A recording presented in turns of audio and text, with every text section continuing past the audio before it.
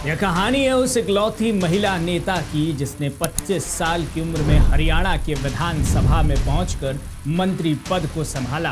आपातकाल के दौर में आंदोलन किया, जेल गईं। बंसी लाल को हराकर आई थी सुषमा विधानसभा में अंबाला कैंट से। सोचिए, बंसी लाल, चौधरी बंसी लाल, कितना बड़ा नाम हरियाणा का और इमरजेंसी के कुख्यात लोगों में से एक, जिसने सोनिया गांधी के प्रधानमंत्री बनने को लेकर कहा कि अगर सोनिया प्रधानमंत्री बनती हैं तो मैं अपना सिर मुंडवा लूंगी, सफेद कपड़े पहनूंगी और जमीन पर सोऊंगी। श्रीमती सोनिया गांधी को प्रधानमंत्री पद की शपथ दिलाई जाती है तो उधर उनकी शपथ होगी और इधर मेरा त्याग पत्र होगा। मैं रंगीन वस्त्र उतारकर केवल श्वेत वस्त्र धारण करूंगी, सफेद साड़ी धारण करूंगी, अपने केश कटा दूंगी। दोनों तरफ से ये परंपरा निभाई जाती थी। और प्रधानमंत्री मनमोहन सिंह जी भी जब बोलने खड़े होते थे सुषमा जी के कहे का उत्तर देने के लिए, तो वो भी अपनी बात फिर किसी शेर से शुरू करते थे। कई प्रसिद्ध शेर है उस समय के।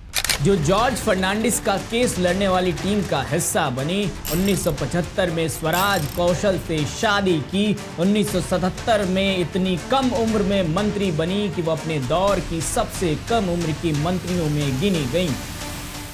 इस सदन में एक दल की सरकार होती थी और बिखरा हुआ विपक्ष होता था, लेकिन आज बिखरी हुई सरकार है और एकजुट विपक्ष है।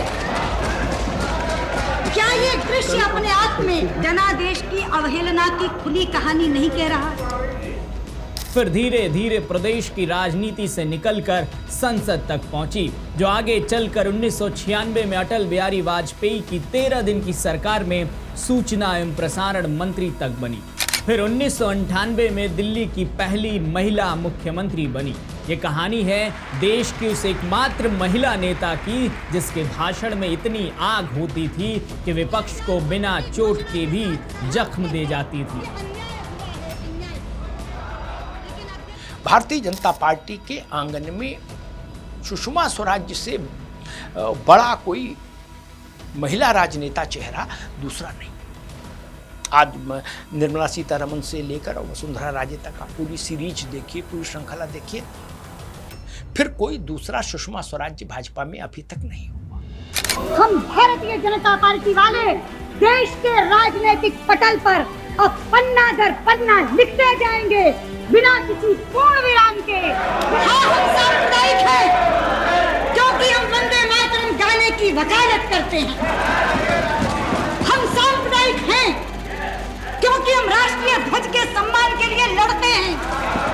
हम जैसे तमाम लोग जिन्होंने सुषमा जी को इसके साथ बात की है, बैठे हैं, संवाद किया है या सुषमा जी को मंचों पर बोलते सुना है, संसद में बोलते सुना है, वो लोग जब बांसुरी स्वराज को देखते हैं तो उनको लगता है कि ये कहीं ना कहीं सुषमा जी की झलक, सुषमा जी का अक्स इस बांसुरी के कंठ में है और बांसुरी के चेहरे में भी। अध्यक्ष जी, यदि एक मंथरा और एक शकुनी राम और युधिष्ठिर जैसे महापुरुषों को सत्ता से बाहर कर सकते हैं तो हमारे खिलाफ तो कितने मंथराएं और कितने शकुनी करते। एक तरफ लोग 2000 रुपए पर प्लेट का खाना जाकर के 5 सितारा होटल में खा रहे हैं और दूसरी तरफ लोग 2 समय की रोटी के लिए तरस रहे हैं। वित्त मंत्री जी, जरा मेरी तरफ देखिए, मैं किन की बात कर रही हूँ।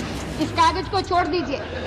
प्रधानमंत्री आलोचना भी करती थी तो भी ऐसे करती थी कि जिसमें मर्यादा रहे। ये कहानी है 25 साल की उम्र में हरियाणा सरकार में मंत्री बनने वाली दिल्ली की पहली महिला मुख्यमंत्री, लोकसभा की पहली महिला नेता प्रतिपक्ष और पहली महिला आउटस्टैंडिंग पार्लियामेंट्रियन बनने वाले सुषमा स्वराज की। तू इधर उधर की ना बात कर, ये बता कि काफिला क्यों लुटा, हमें रैदनों से गिरा नहीं, तेरी रैदन का ख्याल किया। सुषमा स्वराज, मुझे लगता है कि भारतीय जनता पार्टी ने जनसंघ के समय से, कहिए भाजपा के, जनसंघ के समय से लेकर आज तक की ये जो यात्रा है भाजपा और जनसंघ की समन्वित यात्रा, इसमें जो सबसे बेहतरीन राजनेता पैदा किए हैं इस जनसंघ और भाजपा ने, उनमें मेरे ख्याल से जो आरंभ के 5 लोग आप गिनेंगे, उनमें एक सुषमा स्वराज भी आएंगे, ये जान लीजिए। अद्भुत वक्ता, अद्भुत राजनेता और जनता को बहुत गहरे तक प्रभावित करने की क्षमता, और राजनीति में नवाचार, शासन में नवाचार, नए प्रयोग, ये इसके लिए भी सुषमा स्वराज हमेशा देश के स्मरण में रहेंगी। सुषमा जी को लेकर एक मैं अपना व्यक्तिगत किस्सा बताता हूं आपको, उससे समझ में आएगा कि सुषमा जी के काम करने की शैली क्या थी। वाजपेयी जी की एक सरकार में सुषमा जी कुछ समय संचार मंत्री भी रही, तो उसी दौर में हमने गाजियाबाद के वैशाली इलाके में एक फ्लैट हम लोगों ने एक ज़मीन खरीदी, कुछ पत्रकारों ने मिलकर, 6 पत्रकारों ने, और फिर उसी पर 6 फ्लैट बनाए ताकि वो सस्ता पड़ जाए। जब फ्लैट बन गए तो हुआ भाई एक टेलीफोन लगे यहाँ, तब मोबाइल उतना सहज नहीं था, सर्वव्यापी नहीं था, तो फॉर्म भर के हम गए वहाँ, जो BSNL का GM था उस इलाके में, उसके ऑफिस। GM साहब से मिला मैं, GM ने कहा भाई वो तो TNF है इलाका। मैंने TNF का क्या मतलब होता? बोले टेक्निकली नॉट फिजिबल। बोले वहाँ तो लग नहीं पाएगा फ़ोन, अभी वहाँ इंफ्रास्ट्रक्चर नहीं है। और कह के उन्होंने बिल्कुल गोलमोल करके एक ये बता दिया, जिस सरकारी व्यवस्था जैसी होती है, कि वहाँ फ़ोन नहीं लग पाएगा, वहाँ ना तार है, ना खंबा है, ना कुछ है।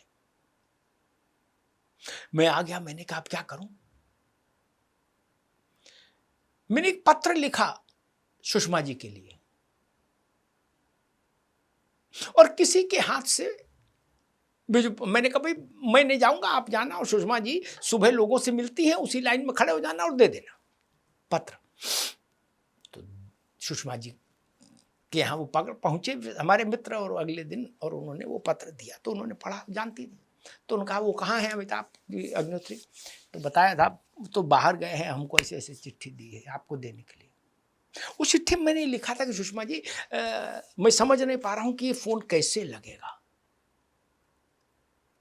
गाजियाबाद के इलाके में, दिल्ली से इतने सटे इलाके में TNF बता रहे हैं BSNL के लोग, लगेगा कि फ़ोन नहीं लगेगा, या कोई और दक्षिणा कहीं देनी हो, कोई व्यवस्था और हो, वो भैया वो बताओ, क्या उसके बिना काम नहीं होगा? ऐसा कुछ करके, मुझे स्मरण नहीं पूरा, मैंने पत्र भेजा था। उस पत्र की प्राप्ति के बाद सुबह पत्र प्राप्त हुआ उनको, और शाम को 5 बजे तक मेरे आवास पर फोन लग गया था। केंद्रीय मंत्री के रूप में उनका आदेश था कि शाम को 5 बजे मैं इस यहाँ अमिताभ अग्निहोत्री जी के यहाँ लैंडलाइन पर बात करना चाहूंगी, अभी आपकी जिम्मेदारी है, तब तक फोन कैसे लगेगा। सुषमा स्वराज ऐसी लक्ष्मण रेखा खींचती थी, इसलिए वो लोगों को हृदय से प्रभावित करती थी। ये उनका अद्भुत कौशल था। कहानी शुरू होती है 14 फरवरी 1952 से। हरियाणा के अंबाला कैंट में सुषमा स्वराज का जन्म हुआ। उनका परिवार विभाजन के बाद अंबाला में आकर बसा था। उनके पिता हरदेव शर्मा राष्ट्रीय स्वयंसेवक संघ से जुड़े हुए थे। घर का माहौल राष्ट्रवादी विचारों वाला था और इसी वातावरण में सुषमा बड़ी हुई।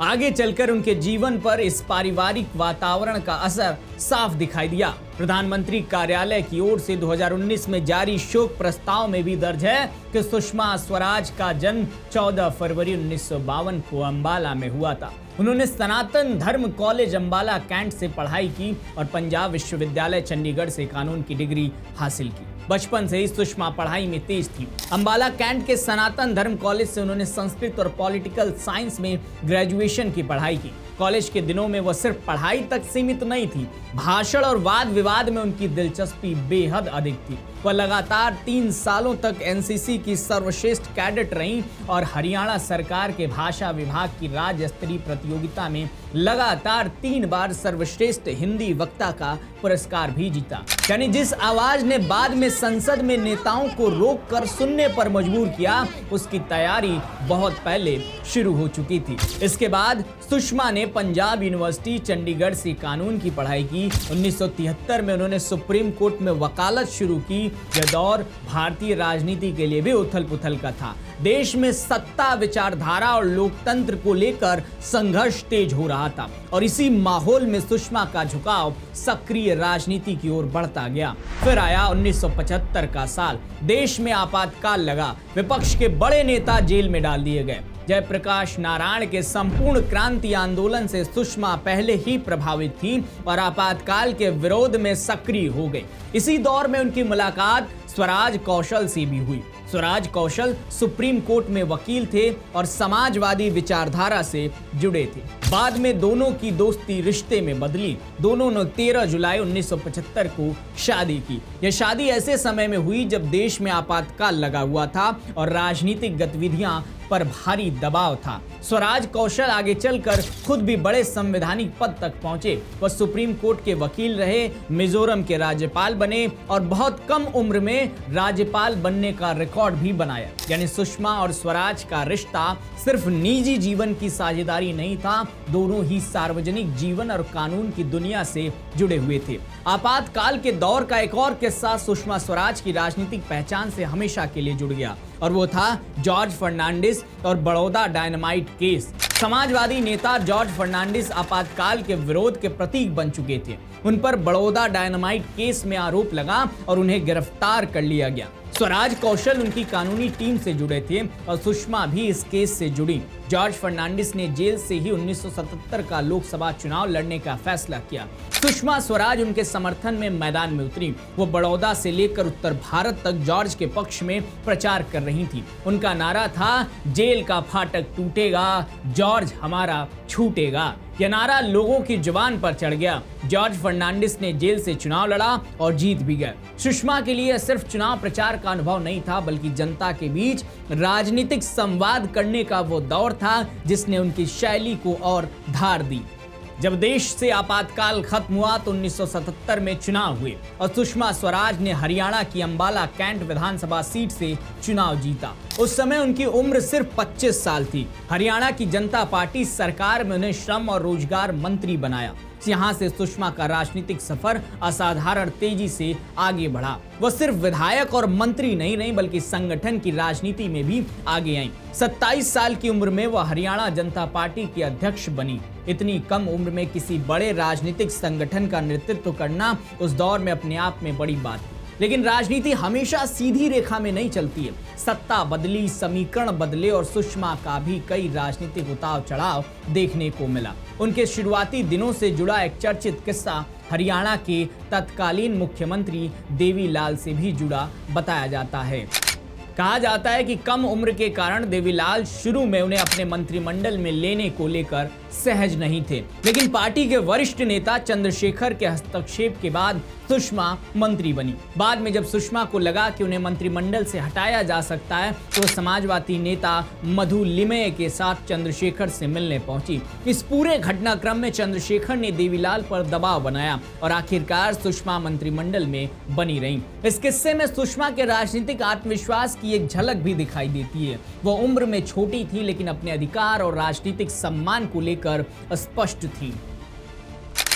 कई ऐसे कीर्तिमान सुषमा स्वराज के नाम हैं जो मेरे ख्याल से अभी तक हिले डुले नहीं है, टूटना तो छोड़ दिया। सबसे कम उम्र में वो राज्य सरकार में मंत्री हुई। सबसे कम उम्र में वो राज्य के किसी राज्य के बड़ी पार्टी की अध्यक्षा हुई भारत में। वो पहली महिला थी जो लोकसभा में नेता विपक्ष हुई भारत की। वो पहली महिला थी जिन्होंने विदेश मंत्री के रूप में 5 वर्ष पूरे किए। वो दिल्ली की पहली महिला मुख्यमंत्री थी। मुझे याद नहीं आ रहा, ऐसे कई रिकॉर्ड हैं सुषमा जी के नाम, सारे तो याद नहीं मुझे, जितने याद है उतने मैंने बताए। मेरे ख्याल से 27-28 साल की उम्र में तो सुषमा स्वराज हरियाणा में अध्यक्ष हो गई थी पार्टी की। उनकी यात्रा एबीपी के जरिए शुरू हुई, अखिल भारतीय विद्यार्थी परिषद के जरिए। फिर स्वराज कौशल जब मिले उनको वकालत के दौरान, प्रैक्टिस के दौरान, तो फिर दोनों में एक रिश्ता बना और फिर वो स्वराज कौशल की पत्नी हुई सुषमा जी। उस दौरान वो जॉर्ज फर्नांडीज के संपर्क में आई, क्योंकि स्वराज कौशल जॉर्ज साहब के संपर्क में थे। तो वो इमरजेंसी के बाद जॉर्ज फर्नांडीज को की जो एक बचाव में जो एक लीगल टीम थी, उसमें सुषमा स्वराज और स्वराज कौशल दोनों थे। देवीलाल ने उनको सबसे कम उम्र का मंत्री बनाया था हरियाणा में। बंसी लाल को हराकर आई थी सुषमा विधानसभा में अंबाला कैंट से। सोचिए, बंसी लाल, चौधरी बंसी लाल, कितना बड़ा नाम हरियाणा का, और इमरजेंसी के कुख्यात लोगों में से एक, उसको हरा के सुषमा स्वराज सदन में आई थी। 1980 के दशक में भारतीय जनता पार्टी के गठन के बाद सुषमा भाजपा में आ गईं। वह संगठन में सक्रिय रहीं और हरियाणा की राजनीति में भी अपनी जगह मजबूत करती गईं। 1987 में वो फिर हरियाणा विधानसभा पहुंची और भाजपा लोकदल सरकार में शिक्षा मंत्री बनी। यानी राजनीति में उनकी शुरुआत किसी एक पद से नहीं हुई थी। विधायक, मंत्री, संगठन प्रमुख और आंदोलनकारी, इन सभी भूमिकाओं से गुजरते हुए उनका राजनीतिक व्यक्तित्व तैयार हुआ। राष्ट्रीय राजनीति में उनकी औपचारिक बड़ी एंट्री राज्यसभा के रास्ते हुई। अप्रैल 1990 में वह राज्यसभा पहुंची। यहीं से उनका दायरा हरियाणा से निकलकर दिल्ली और राष्ट्रीय राजनीति तक पहुंचा। संसद में उनकी भाषण शैली हिंदी और अंग्रेजी दोनों पर पकड़ और मुद्दों को आक्रामक लेकिन स्पष्ट तरीके से रखने की क्षमता ने उन्हें तेजी से राष्ट्रीय चेहरा बना दिया। बाद के सालों में राज्यसभा और लोकसभा दोनों सदनों में उन्होंने अपनी अलग पहचान बनाई। इसके बाद साल आता है 1996, जो उनके राजनीतिक सफर में बड़ा मोड़ लेकर आया। उन्होंने दक्षिण दिल्ली से लोकसभा चुनाव जीता और अटल बिहारी वाजपेयी के नेतृत्व में बनी 13 दिन की सरकार में सूचना एवं प्रसारण मंत्री बनी। सरकार भले सिर्फ 13 दिन चली, लेकिन सुषमा के लिए मंत्रालय उनके काम करने के अंदाज को देखने का मौका था। वो फाइलों को लंबे समय तक रोक कर रखने वाली मंत्री की छवि वाला नेता नहीं थी। फैसले लेने और अपनी बात स्पष्ट तरीके से रखने की उनकी शैली मंत्रालय में भी दिखाई दी। झटपट फैसले सुषमा स्वराज अपने मंत्रालयों में करती थी। इसी दौर से एक और बड़ा फैसला जुड़ा, संसद की कार्यवाही को दूरदर्शन पर लाइव दिखाने की दिशा में पहल। और ये एक ऐतिहासिक फैसला था। भारतीय लोकतंत्र में संसद की बहस को आम दर्शक तक पहुंचाने की सोच महत्वपूर्ण बदलाव थी। सुषमा के सूचना एवं प्रसारण मंत्री रहते इस दिशा में काम आगे बढ़ा और संसद की कार्यवाही को टेलीविजन पर सीधे दिखाने की व्यवस्था भारतीय राजनीतिक संचार का महत्वपूर्ण हिस्सा बन गई। और तब से लेकर अब तक सदन की कार्यवाही को पूरा देश अपनी टीवी स्क्रीन पर देखता है, जिसकी पहल या कहें जिसका फैसला सुषमा स्वराज ने किया था। 1998 में अटल बिहारी वाजपेयी की सरकार फिर बनी और सुषमा स्वराज को सूचना एवं प्रसारण मंत्रालय मिला। इस बार उनके पास ज्यादा समय था। उन्हें दूर संचार मंत्रालय का अतिरिक्त प्रभार भी दिया गया। इसी कार्यकाल में भारतीय फिल्म उद्योग को इंडस्ट्री का दर्जा देने का फैसला हुआ। इसका असर ये हुआ कि फिल्म निर्माण को संस्थागत वित्त और बैंकिंग व्यवस्था से जोड़ने का रास्ता खुला। उस समय फिल्म इंडस्ट्री के बड़े नाम इस फैसले को बड़ी उपलब्धि मान रहे थे। लेकिन 1998 का साल सुषमा के लिए सिर्फ केंद्रीय मंत्री के तौर पर उपलब्धियों का साल नहीं था। दिल्ली की राजनीति में एक बड़ा संकट पैदा हो चुका था। भाजपा के भीतर नेतृत्व को लेकर खींचतान थी। पहले मदन लाल खुराना मुख्यमंत्री थे, फिर साहिबव सिंह वर्मा मुख्यमंत्री बने। दोनों के समर्थकों के बीच तनाव की खबरें लगातार आती रहीं। प्याज की कीमतें बढ़ रही थी, पानी और बिजली से जुड़ी समस्याएं थीं और कानून व्यवस्था को लेकर भी सरकार पर सवाल उठ रहे थे। विधानसभा चुनाव करीब थे और कांग्रेस ने शीला दीक्षित को प्रदेश अध्यक्ष बनाकर अपना चेहरा लगभग साफ कर दिया था। भाजपा को लगा कि दिल्ली की जनता के सामने एक नया चेहरा पेश करना जरूरी है। यही वो समय था जब सुषमा स्वराज को दिल्ली की कमान सौंपने का फैसला हुआ। 11 अक्टूबर 1998 को वह भाजपा विधायक दल की नेता चुनी गईं। और उसी दिन उन्होंने केंद्रीय सूचना एवं प्रसारण मंत्री पद से इस्तीफा दिया। इसके बाद 12 अक्टूबर 1998 को सुषमा स्वराज ने दिल्ली की मुख्यमंत्री के रूप में शपथ ली और इसी के साथ वो दिल्ली की पहली महिला मुख्यमंत्री बनी। उनका कार्यकाल सिर्फ 52 दिन का था, 12 अक्टूबर से 3 दिसंबर 1998 तक। अटल बिहारी वाजपेयी के दौर में भाजपा के पास जो वाजपेयी जी के बाद जो सबसे अद्भुत वक्ता लोग थे, उनमें सुषमा स्वराज अग्रगण्य थी। ये उनकी क्षमता और साहस का ही परिणाम था कि वो बेल्लारी में श्रीमती सोनिया गांधी के विरुद्ध चुनाव लड़ने चली गई थी। मैं गया था बेल्लारी उस चुनाव को कवर करने, और कुछ दिन के भीतर वो काम चलाऊ कन्नड़ बोलने लगी थी सुषमा जी। सोचिए कैसा कमिटमेंट और कैसा तेवर, सीख लिया था उन्होंने कन्नड़ बोलना, ताकि लोगों को लगे कि मामला बाहरी का नहीं है।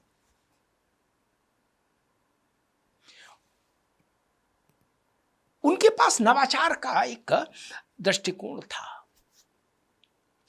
उनके राजनीतिक जीवन का जो सबसे अच्छा दौर मैं मानता हूं सत्ता के हिसाब दृष्टिकोण से, तो वो है जब वो भारत की विदेश मंत्री हुई। सुषमा जी का वो स्वर्ण काल है जीवन का मेरी दृष्टि से। उन्होंने विदेश मंत्रालय जैसे पर्दे में रहने वाले आभिजात्य मंत्रालय को भारत के सामान्य जन से जोड़कर दिखा दिया। उससे पहले विदेश मंत्रालय का सामान्य जन से कोई ABCD लेने देना नहीं था ना, कोई लोग जानता भी नहीं था विदेश मंत्री कौन है भारत में, कोई मतलब ही नहीं विदेश मंत्रालय से भैया। न विदेश मंत्रालय को भारत की जनता से कोई मतलब, न जनता को उनसे मतलब। वो सब अंग्रेजी में गिटर पिटर करते अपना खेल करते रहते थे विदेश सेवा के अधिकारी। लेकिन सुषमा स्वराज जी ने उस धारणा को पलट दिया। उन्होंने उसको भी सामान्य जन का मंत्रालय बना दिया। सोशल मीडिया का जितना अद्भुत उपयोग विदेश मंत्रालय को भारत के सामान्य जन से जोड़ने में सुषमा जी ने किया, उतना कोई मंत्री नहीं कर पाया विदेश मंत्री भारत का। उनके बाद भी पासपोर्ट में कोई समस्या आए, सुषमा जी हाजिर। भारत का कोई नागरिक दुनिया के किसी हिस्से में संकट में आ जाए, सुषमा जी उपस्थित। पाकिस्तान से जाने कितने भारतीय नागरिकों को, बहन बेटियों को सुषमा जी अपने सामर्थ्य के भरोसे निकाल कर लाई। एक ऐसा नेतृत्व उन्होंने दिया विदेश मंत्रालय में, जिसने विदेश मंत्रालय की छवि को बदल दिया। वो जनता का मंत्रालय हो गया था, जबकि उससे पहले विदेश मंत्रालय का जनता का मंत्रालय जैसे किसी धारणा से कोई लेने देना नहीं था। ये सुषमा स्वराज जी की योग्यता का परिणाम था। दिल्ली की सत्ता उनके हाथ में ऐसे समय में आई थी जब सरकार के सामने कई संकट थे। प्याज की कीमतों ने आम आदमी की रसोई का बजट बिगाड़ दिया था। सुषमा ने सरकार संभालते ही प्याज की उपलब्धता बढ़ाने की कोशिश की। चौराहों पर कम कीमत में प्याज बेचने की व्यवस्था की गई। सुषमा ने कानून व्यवस्था को लेकर भी बेहद आक्रामक रुख अपनाया। उनका एक चर्चित बयान था, मैं रात में जागूंगी और दिल्ली निश्चिंत होकर सोएगी। उन्होंने कहा कि वह खुद थाने में जाकर देखेंगी कि पुलिस क्या कर रही है। यहीं से उनके मुख्यमंत्री की कहानी का एक सबसे चर्चित अध्याय शुरू होता है। एक रात सुषमा स्वराज निजी गाड़ी से बिना सुरक्षा के दक्षिण दिल्ली के एक पुलिस स्टेशन पहुंच गईं। उनके साथ कोई बड़ा सुरक्षा काफिला नहीं था। बताया जाता है कि वहां थाना प्रभारी नशे की हालत में थे और मुख्यमंत्री के सामने आने से बच रहे थे, लेकिन सुषमा पीछे हटने को तैयार नहीं थी। उन्होंने इंतजार किया और आखिरकार थाना प्रभारी सामने आए। सुषमा ने उनकी हालत देखी और उनके खिलाफ कार्रवाई की सिफारिश की। एक दूसरे थाने में पुलिसकर्मी के सोते मिलने की बात भी सामने आई। सुषमा ने वहां पुलिसकर्मी को फटकार लगाए। मीडिया में यह घटनाएं खूब छपी। लोगों के बीच उनकी छवि ऐसी मुख्यमंत्री की बनने लगी जो रात में अचानक थाने पहुंच सकती हैं और पुलिस की कार्यशैली पर सवाल उठा सकती हैं, उनके खिलाफ एक्शन ले सकती हैं। लेकिन दिल्ली की संवैधानिक व्यवस्था में एक बड़ी पेचीदगी थी। दिल्ली पुलिस सीधे मुख्यमंत्री के नियंत्रण में नहीं थी। वह केंद्र सरकार के अधीन थी, इसलिए सुषमा की कार्रवाई का राजनीतिक असर दो तरह का हुआ। एक तरफ आम लोगों को लगा कि मुख्यमंत्री कानून व्यवस्था को लेकर गंभीर है, दूसरी तरफ भाजपा के कुछ नेताओं और विपक्ष ने सवाल उठाया कि जब पुलिस उनके अधिकार क्षेत्र में है ही नहीं तो वह पुलिस थानों पर इस तरह की कार्रवाई क्यों कर रही है। यानी जिस चीज को सुषमा अपने काम करने के अंदाज की पहचान बनाना चाहती थी, वही चीज उनके लिए राजनीतिक विवाद का कारण बन गया। उनका मुख्यमंत्री कार्यकाल चुनावी राजनीति के बीच चल रहा था। उन्हें विधानसभा का कोई पूर्ण सत्र बुलाने का लंबा मौका भी नहीं मिला। वो मुख्यमंत्री थी, लेकिन उन्होंने इस पद पर रहते हुए कोई विधानसभा चुनाव नहीं जीता था। वो लोकसभा की सदस्य रहते हुए दिल्ली की मुख्यमंत्री बनी थी। चुनाव हुए तो भाजपा को सत्ता बचाने में सफलता नहीं मिली। कांग्रेस ने जीत दर्ज की और शीला दीक्षित मुख्यमंत्री बनी। सुषमा स्वराज का 52 दिन का दिल्ली अध्याय इसी के साथ खत्म हो गया। चुनाव में सुषमा हौज खास विधानसभा सीट से जीती थी, लेकिन भाजपा की हार के बाद उन्होंने विधायक पद से इस्तीफा दे दिया और राष्ट्रीय राजनीति में लौट गई। उनकी राजनीतिक कहानी का यह हिस्सा इसलिए भी इम्पोर्टेंट है क्योंकि उन्होंने व्यक्तिगत जीत और पार्टी की हार के बीच फर्क समझा। वो अपनी सीट जीत सकती थी, लेकिन पार्टी सरकार नहीं बना सकी थी। फिर आया 1999 का बेल्लारी चुनाव। यह चुनाव भारतीय राजनीति के सबसे चर्चित मुकाबलों में शामिल हुआ। कांग्रेस अध्यक्ष सोनिया गांधी ने कर्नाटक की बेल्लारी सीट से चुनाव लड़ने का फैसला किया। भाजपा ने उनके सामने सुषमा स्वराज को उतारा। यह मुकाबला सिर्फ दो उम्मीदवारों को नहीं था, यह कांग्रेस और भाजपा की राष्ट्रीय राजनीति के दो बड़े चेहरों की लड़ाई बन गया। सुषमा बेल्लारी पहुंची तो उन्हें कन्नड़ नहीं आती थी, लेकिन उन्होंने प्रचार के दौरान कन्नड़ में बोलने का फैसला किया। जिस भाषा को उन्होंने कभी जेल में सीखा था, वही भाषा करीब 23 साल बाद चुनावी मैदान में काम आई। सुषमा चुनाव हार गईं, लेकिन उन्होंने बेल्लारी के लोगों पर असर छोड़ा। उन्होंने सिर्फ चुनावी गणित नहीं देखा, चुनाव हारने के बाद भी बेल्लारी से उनका रिश्ता बना रहा। वो सालों तक वहां के धार्मिक और सांस्कृतिक आयोजनों में जाती रहीं। यही उनकी राजनीति का दूसरा पहलू था। वो चुनाव हार सकती थी, लेकिन रिश्ते हारना उन्हें मंजूर नहीं था। 1999 के बाद सुषमा फिर राष्ट्रीय राजनीति में लौट आए। 2000 में वो राज्यसभा के जरिए संसद में वापस आई। अटल बिहारी वाजपेयी के नेतृत्व वाली सरकार में उन्हें फिर सूचना एवं प्रसारण मंत्रालय की जिम्मेदारी मिली। बाद में उन्होंने स्वास्थ्य एवं परिवार कल्याण मंत्रालय और संसदीय कार्य मंत्रालय भी संभाला। वेंकैया नायडू, अनंत कुमार, शिवराज सिंह, प्रमोद महाजन, अरुण जेटली, ये सब लोग मेरे ख्याल से कुछ वर्षों का छुटाई बढ़ाई हो तो अलग हो, ये सब लोग एक साथ ही विस्तार पाए। और लाल कृष्ण आडवाणी जब पार्टी में बहुत महत्वपूर्ण हुए तो इन सब नौजवानों को उन्होंने एक बड़ा बूस्ट दिया था पार्टी में और सरकारों में। उस नए नेतृत्व के समूह में सुषमा स्वराज सबसे चमकदार नाम था। बाद में सुषमा जी को स्वास्थ्य की समस्याएं आई। बीच में पार्टी में भी कुछ ना कुछ समस्याएं रहीं, उनके राजनीतिक जीवन में भी। उस वक्त भी कुछ समस्याएं आई थीं जब नरेंद्र मोदी को पार्टी की प्रचार अभियान समिति का मुखिया घोषित करने की बात हो रही थी पार्टी के गोवा अधिवेशन में। तब भी कुछ समस्याएं पैदा हुई थी।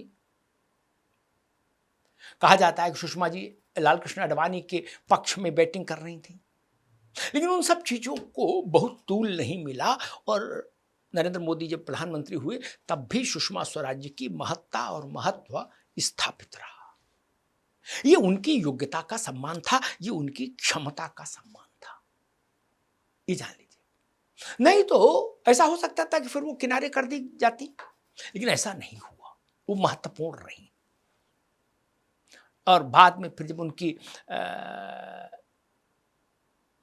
शारीरिक स्वास्थ्य को लेकर समस्याएं पैदा हुई तो उनकी सक्रियता धीरे धीरे धीरे धीरे कम होती गई और मेरे ख्याल से 70 साल से भी कम उम्र की अवस्था में वो ये दुनिया छोड़कर चली गई सुषमा स्वराज। अटल बिहारी वाजपेयी के साथ उनका राजनीतिक संबंध उनके करियर का बहुत महत्वपूर्ण हिस्सा था। वाजपेयी की राजनीति में भाषण, संवाद, संसदीय परंपरा और राजनीतिक मर्यादा का विशेष महत्व था। सुषमा की शैली उनसे अलग होते हुए भी कई मायनों में उसी संसदीय परंपरा से जुड़ी थी। वह तेज बोलती थी, तीखे सवाल उठाती थी, विपक्ष पर हमला भी करती थी, लेकिन शब्दों का चयन ऐसा रखती थी कि राजनीतिक बहस व्यक्तिगत दुश्मनी में न बदले। इसलिए बाद में उनके बारे में यह बात अक्सर कही गई कि वो विरोधी से तीखा असहमति रख सकती थी, लेकिन विरोधी को अपना दुश्मन नहीं बनाती थी। उनके भाषणों में एक साथ दो चीजें दिखाई देती थी, पहली राजनीतिक आक्रामकता और दूसरी भाषा की शालीनता। 2004 में सोनिया गांधी को प्रधानमंत्री बनाए जाने की संभावना पर सुषमा स्वराज ने बेहद कड़ा विरोध किया। उन्होंने कहा कि अगर सोनिया गांधी प्रधानमंत्री बनती हैं तो वह अपना सिर मुंडवा लेंगी, सफेद कपड़े पहनेंगी और जमीन पर सोएंगी। यह बयान उस समय राजनीतिक बहस का बड़ा हिस्सा बन गया। सुषमा ने विदेशी मूल के मुद्दे को लेकर कांग्रेस पर लगातार हमला किया। वह उनके राजनीतिक तेवर का एक सबसे चर्चित उदाहरण बना। संसद में उनके कई भाषण भी लंबे समय तक याद किए गए। 1996 में संसद में निंदा प्रस्ताव की बहस के दौरान उन्होंने अपने विरोधियों को जवाब देते हुए बेहद आक्रामक अंदाज अपनाया। उनकी भाषण शैली की खासियत यह थी कि वे एक एक शब्द पर जोर देती थी, आवाज में उतार चढ़ाव रखती थी और सामने बैठे सांसदों को सीधे संबोधित करती थी। इसी वजह से उनके भाषण टेलीविजन पर भी खूब लोकप्रिय होते थे, खूब वायरल होते थे। सुषमा सिर्फ भाषण देने वाली नेता नहीं थी, मंत्रालयों में उनके फैसलों का भी असर दिखाई देता था। सूचना एवं प्रसारण मंत्रालय में फिल्म उद्योग को उद्योग का दर्जा देने का फैसला इसका एक उदाहरण है। बाद में स्वास्थ्य और संसदीय मामलों के मंत्री के तौर पर भी उन्होंने सक्रिय भूमिका निभाई। संसद की कार्यवाही, संसदीय बहस और सदन के कामकाज को लेकर उनका अनुभव लगातार बढ़ता गया। फिर 2009 का चुनाव आया। सुषमा स्वराज मध्य प्रदेश की विदिशा लोकसभा सीट से जीतकर संसद पहुंची। इस बार भाजपा ने उन्हें लोकसभा में नेता प्रतिपक्ष की जिम्मेदारी दी। यह उनके राजनीतिक जीवन की बहुत बड़ी उपलब्धि थी। वो लोकसभा की पहली महिला नेता प्रतिपक्ष बनी। राज्यसभा के आधिकारिक रिकॉर्ड में भी उन्हें इस उपलब्धि के लिए याद किया गया। 2009 से 2014 के बीच सुषमा स्वराज भारतीय संसद में विपक्ष की सबसे प्रमुख आवाजों में रहीं। उस समय कांग्रेस के नेतृत्व वाली यूपीए सरकार सत्ता में थी और भाजपा विपक्ष में। सुषमा सरकार पर भ्रष्टाचार, महंगाई और नीति प्रशासनिक मुद्दों को लेकर लगातार हमले करती थी। उनके भाषणों में आंकड़े होते थे, राजनीतिक तंज होते थे और कभी कभी ऐसी पंक्तियां होती थी जो अगले दिन अखबारों की हेडलाइन बन जाती थी। लेकिन इसी दौर में उनकी एक अलग खूबी भी सामने आई। वो सिर्फ हिंदी की नेता नहीं थी, संसद में वो हिंदी और अंग्रेजी दोनों में धारा प्रवाह बोलती थी और अपनी बात को आम आदमी की भाषा में रखने की क्षमता रखती थी। यही कारण था कि उनका संसदीय प्रभाव सिर्फ भाजपा के समर्थकों तक सीमित नहीं रहा। भारतीय जनता पार्टी के आंगन में सुषमा स्वराज से बड़ा कोई महिला राजनेता चेहरा दूसरा नहीं है। उमा जी रहीं, बहुत छोटे कार्यकाल में रहीं और उनका एक सीमित दायरा था उमा भारती का। वो धार्मिक व्यवस्था वाला, धार्मिक अवस्था वाला। सुषमा जी का आधार बड़ा था, व्यापक था, बेस बड़ा था। वैश्विक स्तर पर उन्होंने अपनी उपस्थिति दर्ज करवाई। दुनिया भर के राजनेताओं को इस समझ में आया कि भारत की इस महिला में तेजस्विता है। उसके बाद भाजपा में जितनी महिला राजनेता हैं, आज निर्मला सीतारमण से लेकर और वसुंधरा राजे तक का पूरी सीरीज देखिए, पूरी श्रृंखला देखिए, फिर कोई दूसरा सुषमा स्वराज भाजपा में अभी तक नहीं हुआ। कोई महिला राजनेता ऐसी नहीं हुई जिसकी तुलना आप सुषमा स्वराज से कर सकें। बहुत सारी अच्छी अच्छी महिलाएं हुई। लोकसभा की अध्यक्षा रही सुमित्रा महाजन, भारत की इस समय की वित्त मंत्री हैं। बहुत सारे। वसुंधरा राजे मैंने बताया मुख्यमंत्री राजस्थान की रही, कई बार बड़े पदों पर रही है भाजपा में महिलाएं। लेकिन राष्ट्रपति महोदया राष्ट्रपति पद पर आने से पहले भाजपा की नेता थी। लेकिन सुषमा स्वराज जैसा कोई नहीं हुआ। उतने बड़े औरे तक कोई नहीं पहुंचा जहां सुषमा स्वराज जहां से छोड़कर गई इस दुनिया को। व्यक्ति की विशेषता और विशिष्टता यही होती है कि वो जाए तो शून्यता दिखे और शून्यता महसूस की जाए। आपको सुषमा स्वराज के विरोधी मिलेंगे, उनसे असहमत होने वाले लोग मिलेंगे, राजनीतिक विरोधी मिलेंगे, लेकिन उनका व्यक्तिगत शत्रु नहीं मिलेगा कोई। ये भी अटल जी जैसा ही गुण था। जिसे अटल जी को अजात शत्रु कहते थे, वैसे ही सुषमा जी का विषय था। वो अपने प्रतिस्पर्धी और प्रतियोगी राजनेताओं के साथ भी एक अच्छा तादात्म्य रखती थी, एक सौमनस्यता का संबंध रखती थी। पार्लियामेंट में भी हम लोगों ने देखा दशकों तक, मेरे ख्याल 7-8 बार वो संसद में रही हैं, 3 बार शायद 3 या 4 बार विधायक रही हैं, विधानसभा में रही हैं। एक लंबा राजनीतिक जीवन उन्होंने जिया, और उतने लंबे राजनीतिक जीवन में बिना किसी दाग के वो रह पाई, ये भी अपने में एक बड़ी उपलब्धि है आज के दौर में, जब छोटे छोटे राजनीतिक जीवन में भी कलंक के टीके लग रहे हैं लोगों के माथे पर।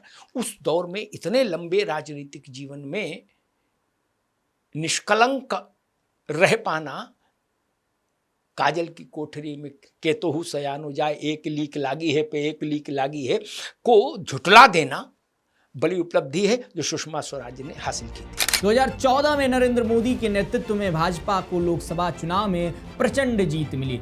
सुषमा स्वराज विदिशा से फिर चुनाव जीतकर संसद पहुंची और उन्हें विदेश मंत्रालय की जिम्मेदारी मिली। वो भारत की पहली पूर्णकालिक महिला विदेश मंत्री बनी। विदेश मंत्री बनने के बाद सुषमा की राजनीति का अंदाजा बदल गया, लेकिन उनकी मूल शैली नहीं बदली। उन्होंने विदेश मंत्रालय को आम आदमी के करीब लाने के लिए सोशल मीडिया का बहुत बड़े स्तर पर इस्तेमाल किया।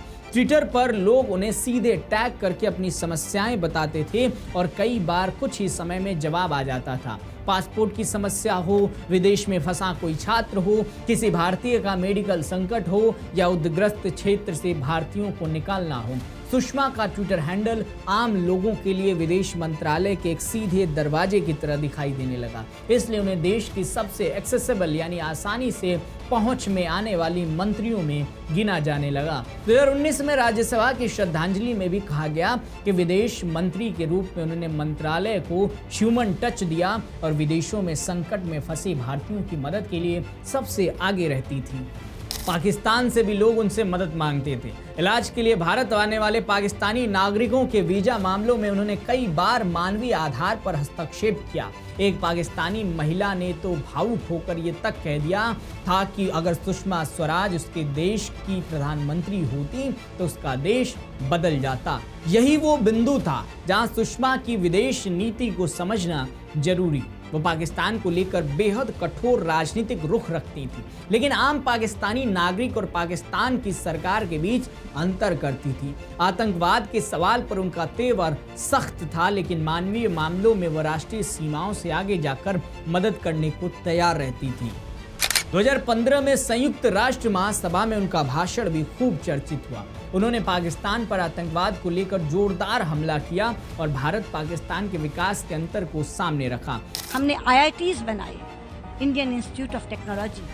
हमने IIMs बनाए, इंडियन इंस्टीट्यूट ऑफ मैनेजमेंट। हमने एम्स जैसे अस्पताल बनाए, all India institute of medical sciences. हमने अंतरिक्ष के क्षेत्र में विश्व प्रसिद्ध संस्थान बनाए।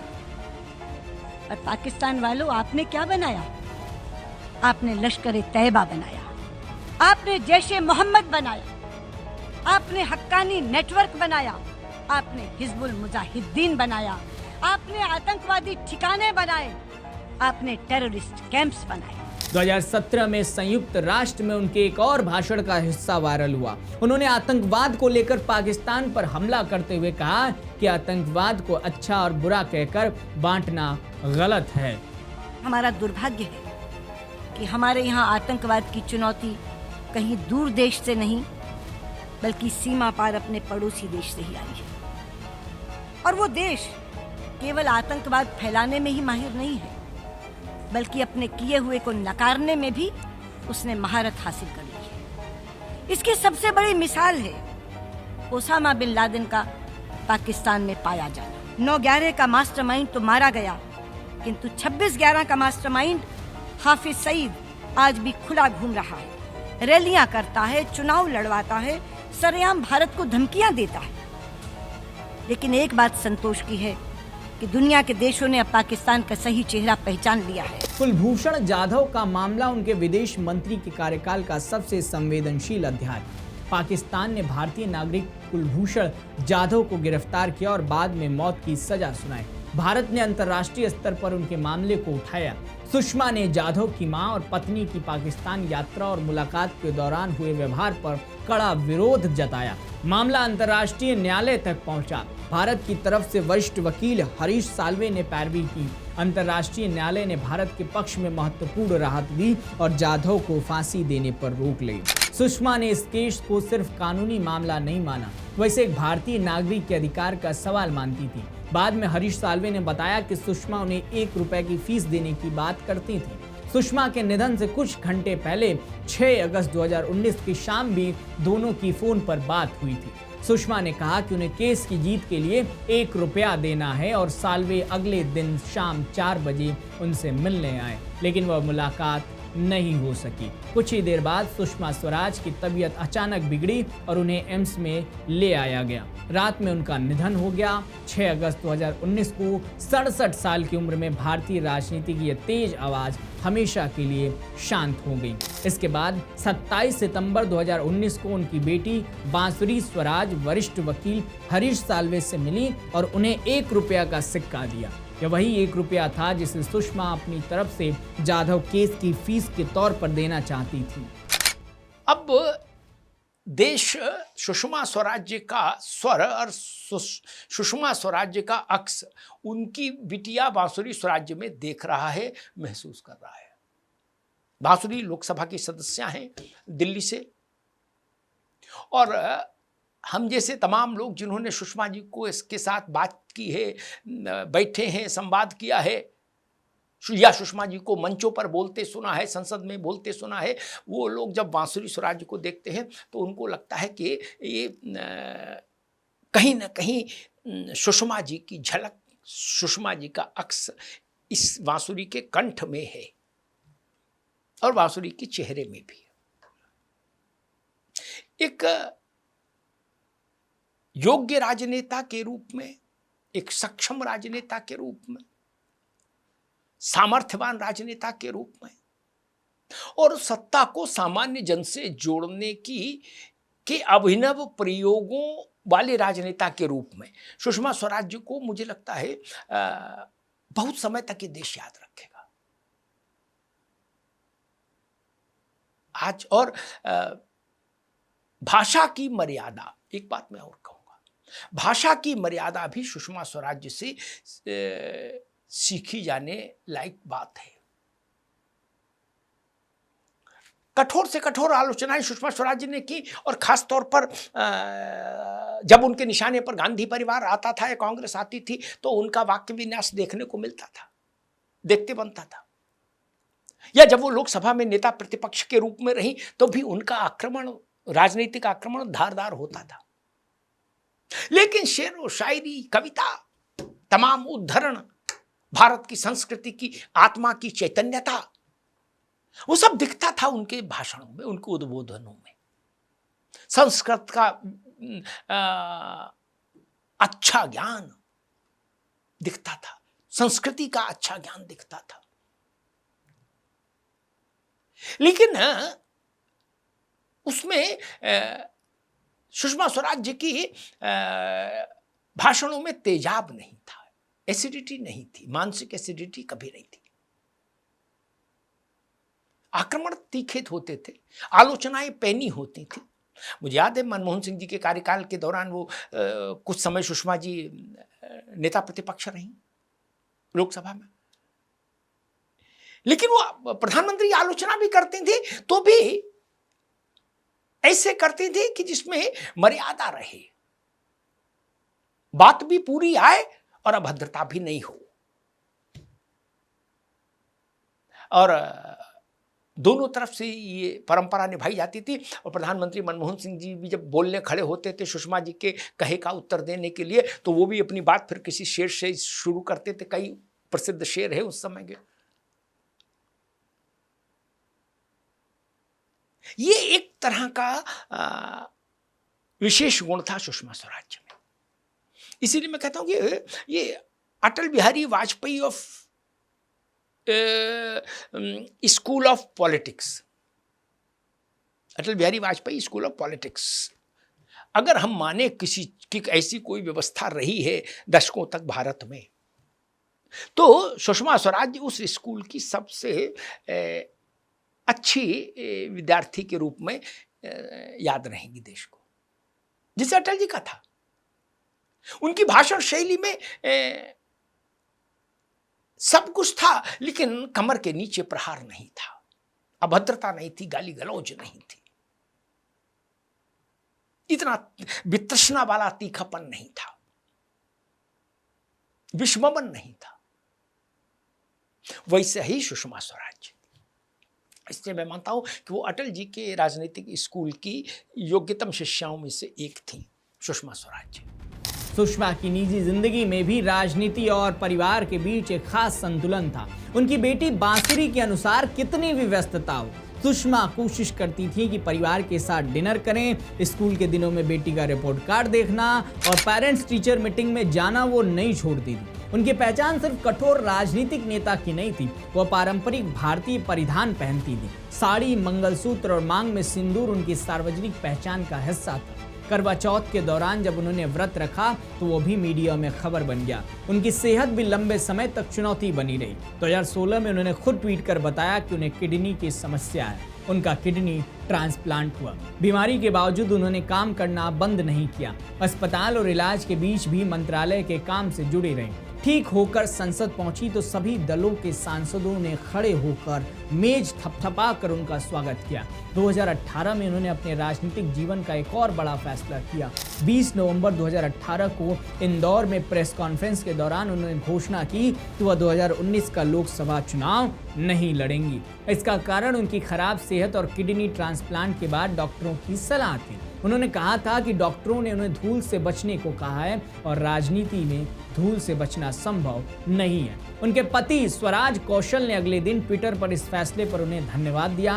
उन्होंने लिखा कि 1977 से चल रही ये राजनीतिक मैराथन 41 साल लंबी हो चुकी है और सुषमा ने 11 चुनाव लड़े हैं। उन्होंने अपने संदेश में मिल्खा सिंह का उदाहरण भी दिया। यह फैसला उनके राजनीतिक सफर के अंतिम चरण की शुरुआत था। वो 2019 का चुनाव नहीं लड़ी, लेकिन नरेंद्र मोदी सरकार के पहले कार्यकाल में विदेश मंत्री के तौर पर उनकी पहचान पहले ही भारतीय राजनीतिक इतिहास में दर्ज हो चुकी थी। और फिर 5 अगस्त 2019 को संसद में अनुच्छेद 370 से जुड़ा बड़ा संवैधानिक फैसला हुआ। सुषमा स्वराज ने आर्टिकल 370 के इस फैसले का स्वागत करते हुए प्रधानमंत्री नरेंद्र मोदी को धन्यवाद दिया। उन्होंने लिखा कि वह अपने जीवन में इस दिन को देखने की प्रतीक्षा कर रही थी। उन्हें नहीं पता था कि यह उनका आखिरी सार्वजनिक राजनीतिक संदेश बन जाएगा।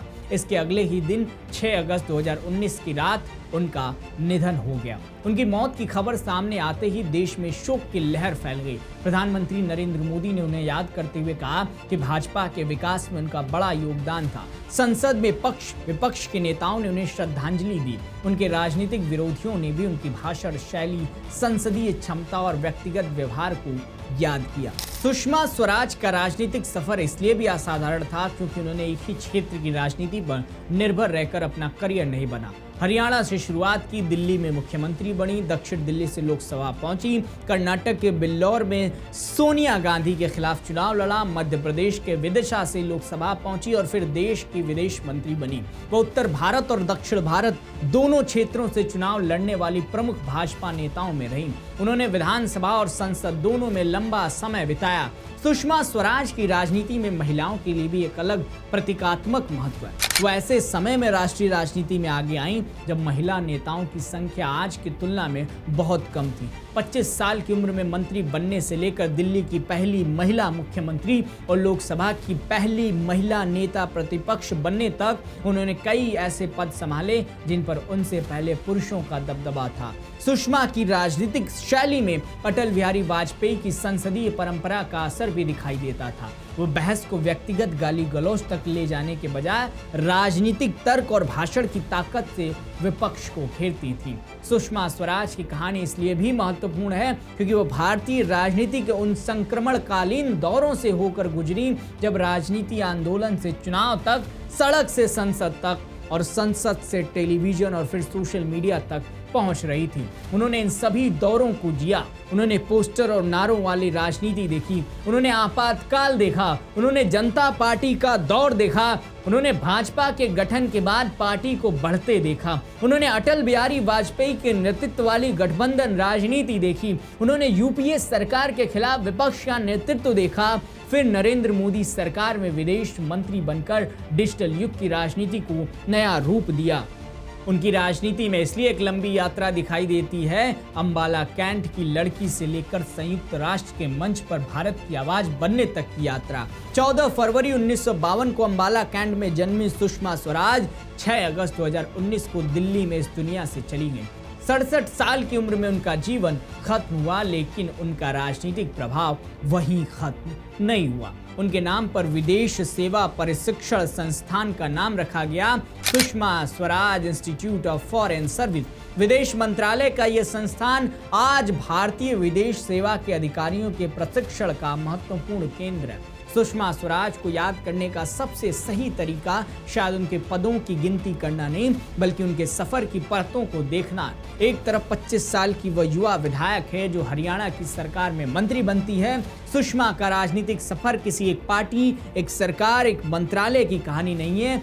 यह उस दौर की कहानी है जब एक महिला नेता ने बार बार साबित किया कि राजनीति में जगह मांगनी नहीं पड़ती, अपनी आवाज और अपने काम से बनानी पड़ती है। उन्होंने सत्ता देखी, सत्ता गंवाई, चुनाव जीते, चुनाव हारे, मुख्यमंत्री बनी, फिर केंद्रीय राजनीति में लौटी, विपक्ष की नेता बनी और अंततः दुनिया के सामने भारत की विदेश मंत्री के रूप में खड़ी हुई।